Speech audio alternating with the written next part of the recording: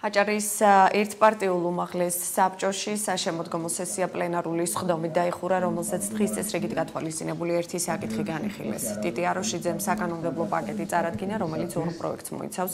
პირველი რეგლამენტის პროექტია, ხოლო მეორე საჯარო ინფორმაციის პროაქტიულად გამოქვეყნების წესში ცვლილებებს ეხება.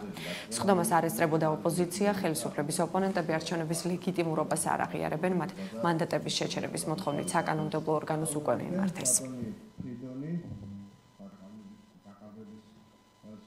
ცვლილება შევიდა აჭარის ავტონომიური რესპუბლიკის უმაღლეს საბჭოს რეგლამენტში, მოგეხსენებათ, რომ საქართველოში 2024 წელს როგორც პარლამენტში, ესევე აჭარის ავტონომიურ რესპუბლიკაში ჩატარდა დასრულად პროპორციული არჩევნები, სადაც მაჟორიტარული სისტემა გაუქმებული იყო, თუმცა მოსახლეობასთან, ადგილობრივ მთავრობებთან და პრობლემების მოგვარების მიზნით ეფექტურია, რომ ადგილზე წარმომადგენლები ყავდეთ, შესაბამისად ცვლილება შევიდა, რომ დელეგატი, რომელიც იყო წარმოდგენილი სხვადასხვა მუნიციპალიტეტებიდან, რჩება დელეგატის წარმომადგენლად და იქნება გახსნილი დელეგატის წარმომადგენლობები, ანუ შესაბამისად სხვადასხვა მუნიციპალიტეტში დელეგატებს ექნებათ საშუალება ისევ მჭიდროდა კომუნიკაციაში იყვნენ მოსახლეობასთან.